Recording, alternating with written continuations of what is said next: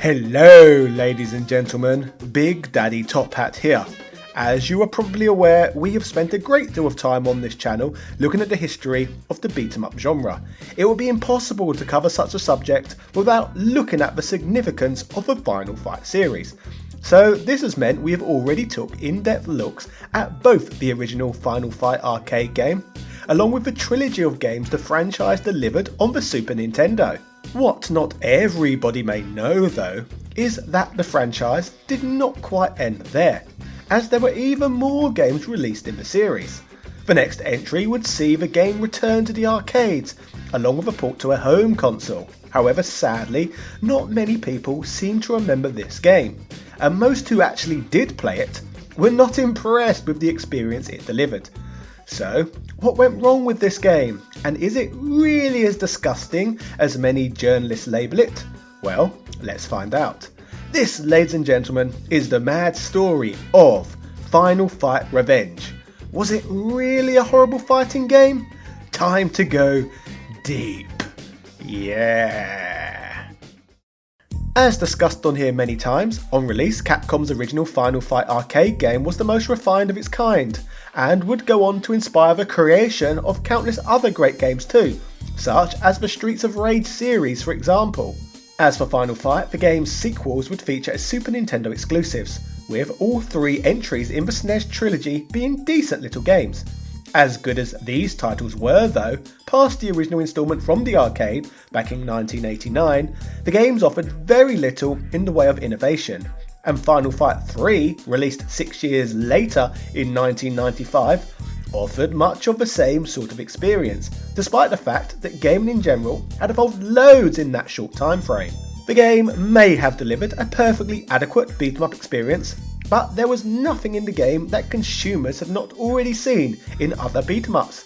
The game was dated on arrival in various aspects. As you all know, the mid-90s was a period where many developers were shifting their focus from the creation of 2D sprite-based games over to titles that featured 3D polygon models instead.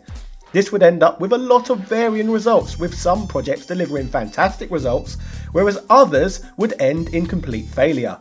This was very much a time of experimentation for all involved, with different companies deciding to take different approaches, but the writing was on the wall that the mass consumer market certainly favoured this new form of graphics over traditional 2D sprites. This shift in consumer focus pretty much was the death knell for the entirety of the 2D side-scrolling beat 'em up genre, as converting a similar play experience into a 3D environment seemed to be an extremely challenging affair, with only a few examples of it being achieved with any particular level of finesse. Examples of this include the release of Die Hard Arcade, known as Dynamite Decker in Japan. It is also of note that this game was designed by Makoto Uchida, the same gentleman behind both the original Golden Axe game and the fantastic Revenge of Death Adder we looked at on here a few days ago. Speaking of Sega, they were one of the first companies in general to produce respectable polygon-based games, with Yu Suzuki and Shichi Ishii's Virtua Fighter being delivered as a fantastic fighter that popularised 3D graphics and demonstrated the potential of 3D polygon human characters. Unlike Sega, who in the mid-90s were pioneers in leading the way forward with these new graphical and gameplay styles, Capcom on the other hand were a lot more cautious when it came to changing things up.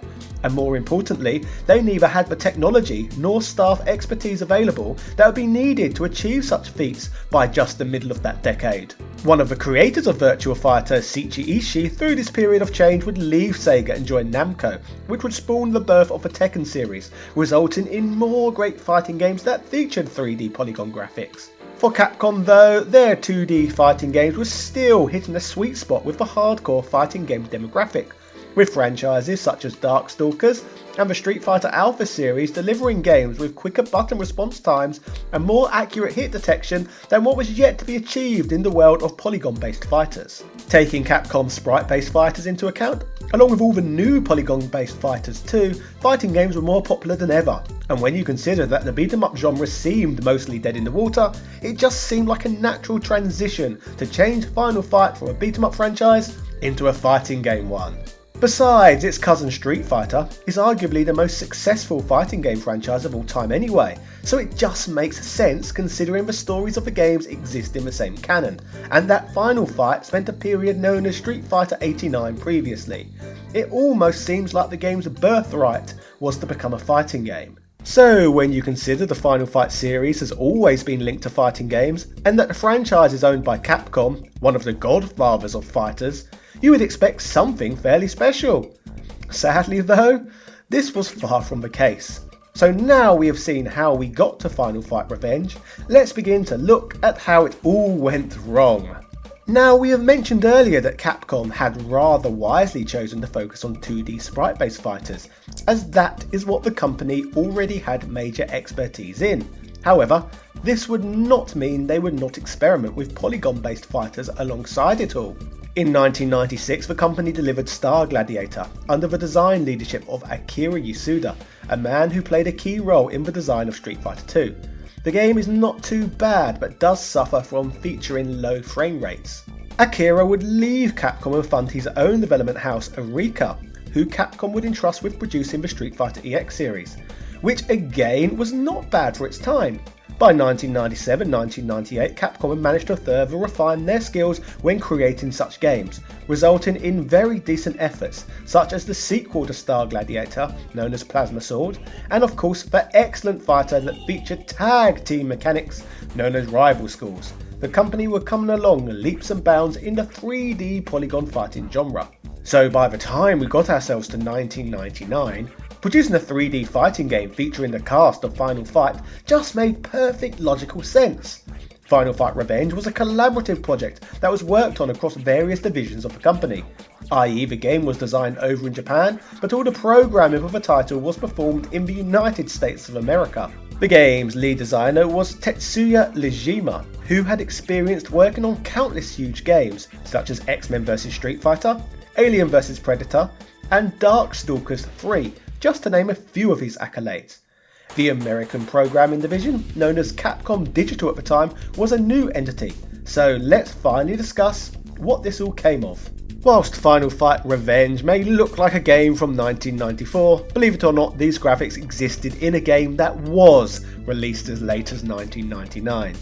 Yes, that is right, Capcom would release this game the same year that Virtua Fighter co-creator Yu Suzuki would finish and release Shenmue. However, putting out games that look like this was apparently also acceptable that year too. But as we know, games are not just about the graphics, so let's see if this game has some substance under its severe lack of style. The game was first released and developed to run on an STV arcade board, with STV standing for Sega Titan Video. Despite this game first seeing light of day in 1999, the STV is an old arcade hardware board first released back in 1994, which I guess kind of explains why the graphics look like they are from 1994. The STV board is to the Sega Saturn what the Sony ZM board was to the PlayStation. Hardware that was near identical to the Saturn, so that arcade games could be developed that could be ported easily to the Sega home console at a later date. When it comes to the Titan Video, I think at least the naming of this technology deserves some credit, considering that Titan is a moon of Saturn, which is a nice little touch. So we have a dated looking game, created to run on dated arcade hardware. But still, this is a Capcom fighting game with a trilogy of 3 successful games to pick and choose influence from, so at least the character's natural fighting mechanics should be passable, right? Well, let's dig a little deeper. Whilst there were 3 different Final Fight games released on the Super Nintendo, each with their own varying lineup of playable characters and enemies to defeat, Final Fight Revenge decides to throw most of the assets they could draw upon completely out of the window, and instead presents players with a roster of fighters who only featured in the original game released an entire decade prior, back in 1989. By 1999, we were now in an era where many fighting games presented players with huge playable rosters, with many games topping 30 characters each. Final Fight Revenge, on the other hand, lets players pick from just 10. A smaller lineup to choose from than even the likes of Street Fighter 2 Champions Edition, released by the same company as early as 1992. Redeemably at least, many of these fighters are memorable characters, such as the three who starred in the first game, Guy, Cody and Hagar, and some memorable bosses and enemy sprites such as Sodom, Poison, Andor and Relento also appear. Further to this we have Damno, Elgato and Eddie E, none of which are as memorable in my opinion, but that could also be down to the fact that these have not reoccurred as characters as much in future media. Still though, I think it is both incredibly lazy and a ridiculous missed opportunity not including the likes of Lucia, Dean, Maki or Carlos in this game, particularly when you take into account how small this game's fighting game lineup is to begin with. So far then, we have crap graphics and an uninspiring roster of fighters considering the selection of characters the Final Fight Revenge team potentially had at their disposal. The only logic I can think of with regards to why this was the case was that Capcom was simply being greedy and hoping that if the game caught on, they could add the likes of Lucia and Maki in future Turbo and Super editions of the game. It seems like something they would certainly try and do. But now we have discussed those elements, what are the game's fighting mechanics themselves? Do they at all redeem this game's quality? Controlling the fighters in this game, much like most arcade fighters, takes advantage of an 8-directional joystick which can be used in unison with a range of buttons to perform a range of attacks. Unlike many fighters that have 4 button layouts, units for Final Fight Revenge take advantage of a 5th button, known as the special button. This special button allows players to sidestep into the foreground and background to avoid attacks, which at least brings some diversity to this game. More importantly, this button allows players to do possibly the most Final Fighty thing this game has to offer, in that it allows players to pick up items to use as weapons or to consume them to replenish health. Much like Final Fight of old, these items are found in crates, bringing another throwback to the table.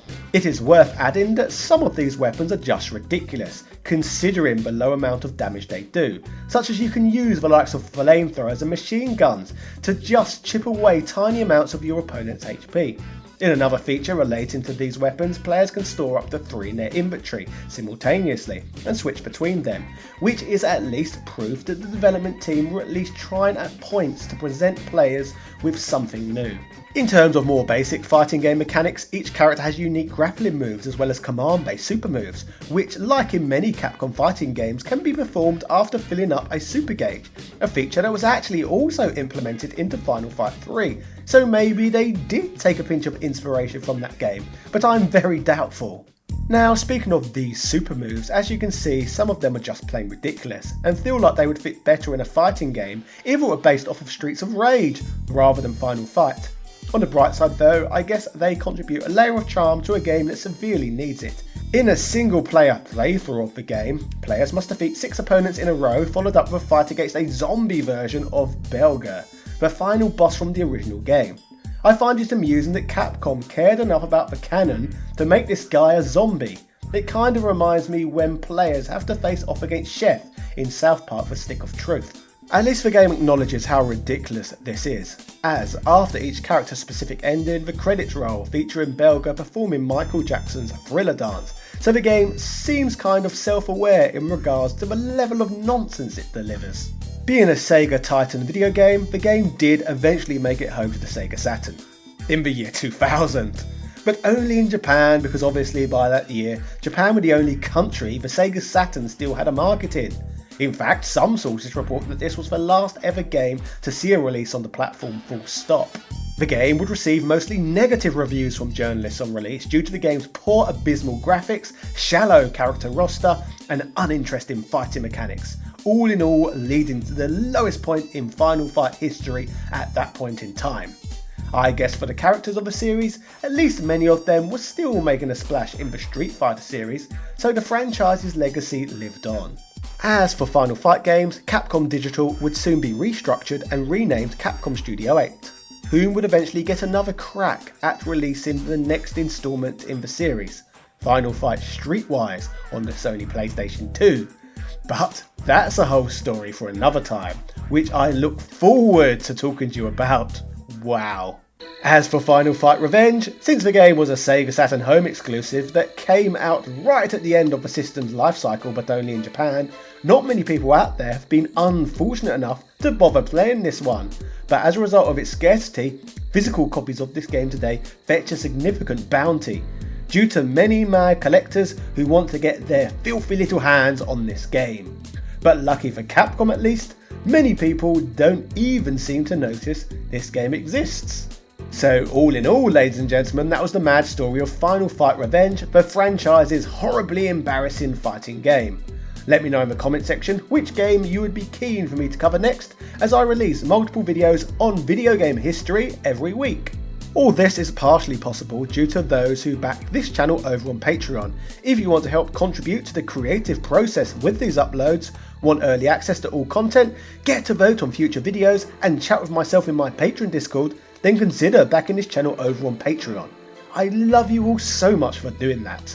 Shout outs go out to those who help make this all possible, so thank you to Sebastian Velez, Carl Johnson, Heyo Paula Lopez, Joseph Rasmick, Doug Perkins, A Murder of Crows, Ego, Alethea Swanson, Angel Light 85, Asobi Quang DX, Aswell Rawakai, Brian Barry, Camber Rambo 82, Carlos Domingos, Computer Man, Daniel Daly, ECU Professor, Evan Border, Gary Pinkett, Gianni B. Santizi, Glenny Glenn, Hamid Musa, House of a Ted, Joaquin Varela, Jordan Durant, Keith Ferguson, Lars Zondervan, Matthew Robinson, Michael Cullix, Nick Daniels, Philip Manth, Prince Knight, Princess Zana, Spons Matt B, Timothy W. Haskins II, TOG Driver, Since Spaces, Adam Castin, Adrian Hannington, Ernest Reinsberg, Andrew Bezansky, Andrew Pearson, Angry Little SOB, Antonio Rodriguez, Bernard NG, Bubba Kitty, Chris Fisk, Chris Margarine, Chris Cool, Craig Jenkins, Crazy Yarl, Dan Barlow Jr., Dan Van Dam, David Bell, Francesco Lacriola, Gregory Smoradziewicz, Hans Christian, Ivan M, James Bishop, James McDonald, JB, Jazzy Tay, Joel, John Bates, Kings Knight, Langston Miller, Lobster Puncher, Louis Vian, Luke Canava, Marco Soto, Marvin Araliga,